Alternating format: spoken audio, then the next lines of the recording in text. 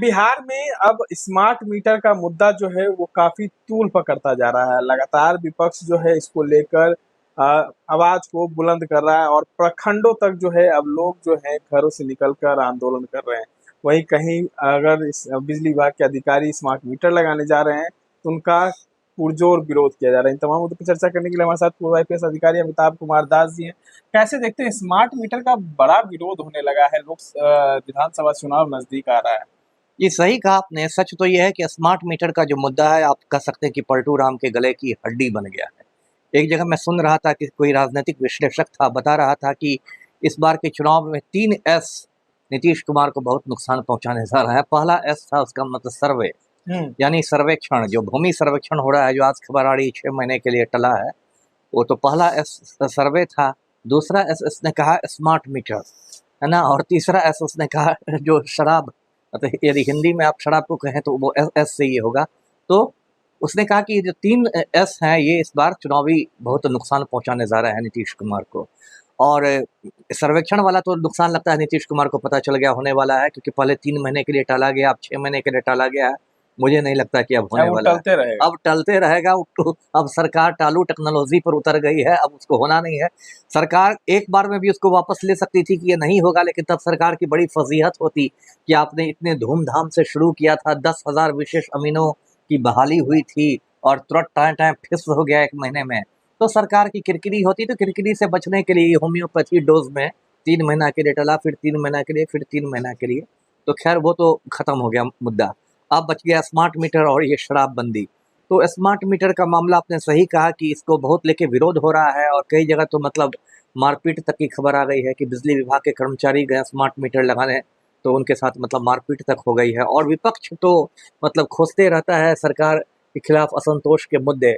तो भी राजद भी ने भी इसको कैच कर लिया है इस मुद्दे को, और बाकायदा जगदानंद सिंह और बहुत राजद नेताओं ने कहा है कि हम लोग इसका विरोध करेंगे। कुछ लोग तो इसको उखाड़ने तक की बात कर रहे हैं कि हम लोग लगा मीटरों को भी उखाड़ देंगे।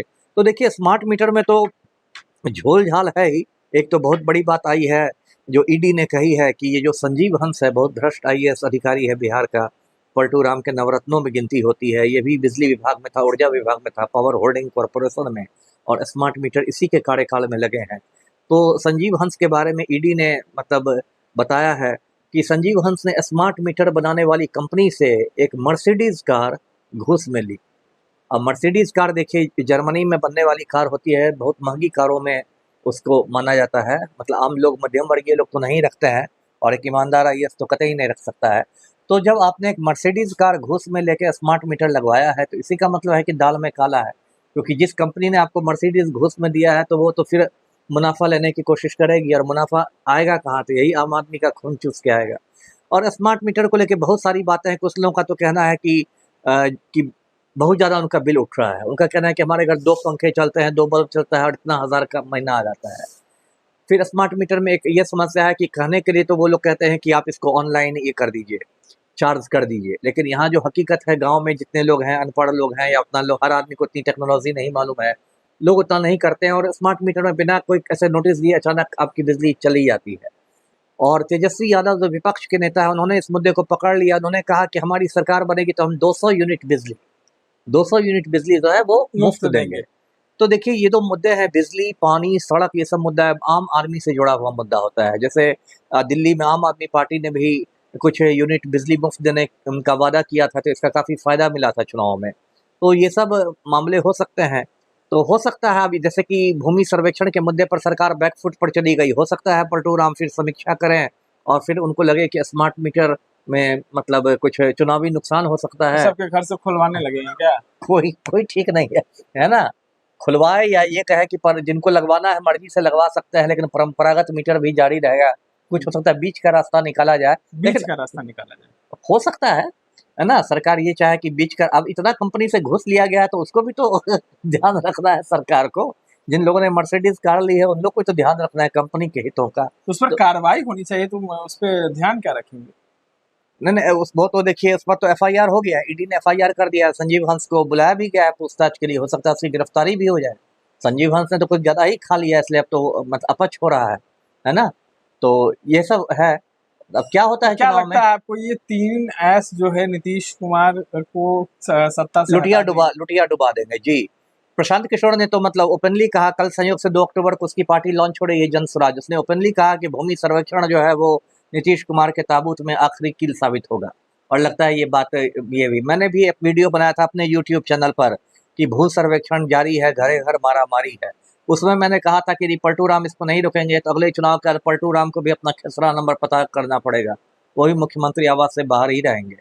तो ये सब बातें हो रही है, हो अब सकता है। बिहार की जनता जो है जी 200 यूनिट बिजली फ्री करने की भी मांग कर रही है जी लगातार जी। सरकार से। तो तो क्या होगा, क्यों नहीं हो सकता है। देखिए जनतंत्र में तो बहुत सारे मतलब लोक लुभावन चीजें सरकार को करनी पड़ती है क्योंकि लोगों का वोट लेना है आपको, है ना। तेजस्वी यादव ने जब पहले सत्ता में नहीं थे उन्होंने कहा था कि हम 10 लाख रोजगार देंगे, जी, तो नीतीश कुमार का भाषण आपने सुना था, कहाँ से लाएगा कहाँ से रोजगार? लाएगा? जी तो जब सत्ता में आए तो उन्होंने करीबन 2 लाख से ज्यादा की जी रोजगार जी। जो है आपने देखा कि नियुक्ति बिल्कुल पत्र बिल्कुल उन्होंने बांटा।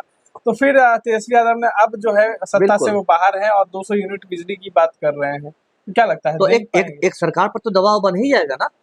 एक सरकार पर तो दबाव बन ही जाएगा कि विपक्ष ने ये वादा कर दिया है, तो सरकार अगर अपनी ओर से कोई दूसरा वादा नहीं करेगी, मान लीजिए उसने 200 कर दिया तो 150 का भी वादा नहीं करेंगे पलटू राम, तो फिर तो नुकसान हो जाएगा। और नशाबंदी को लेकर भी पे कैसा माहौल बन रहा है कि इसमें भी आश्चर्य की बात नहीं की हो प्रशांत किशोर ने गले की हड्डी पकड़ ली है, कि हो वो कह सकता है दिए कि चुनाव हम के पहले। अभी तो एक बहुत दिलचस्प एक फोटो वायरल हो रहा है, पता नहीं आपने देखा है कि नहीं, जो हमारे माननीय मंत्री हैं ये अशोक चौधरी, वो अभी दुबई गए हुए थे, विदेश में दुबई के होटल में वो बैठे हुए हैं और 4-5 लोगों के साथ पार्टी वाली मुद्रा में है और टेबल पर शराब की बोतलें रखी हुई हैं। अब हो सकता है अशोक चौधरी सफाई दे कि नहीं, शराब की बोतल में तो पटना का गंगा जल था। तो नेता लोग तो उसको मतलब लिपापोती करेंगे, लेकिन वो तस्वीर अभी काफी वायरल हो रही है, काफी फजीहत भी हो रही है कि पलटू राम ने अपने सारे मंत्रियों से, सारे लोगों से मतलब शपथ दिलवाई थी कि हम शराब को मतलब छुएंगे नहीं और शराबबंदी में करेंगे, और दुबई जाते ही वहां पर एकदम मदिरा पान शुरू हो गया। चलिए देखिए, स्मार्ट मीटर को लेकर अब कहीं ना कहीं नीतीश कुमार का विरोध भी हो रहा है और नीतीश कुमार की गले की हड्डी भी बन गई है। इस तरह के तमाम अपडेट्स के लिए बने रहना।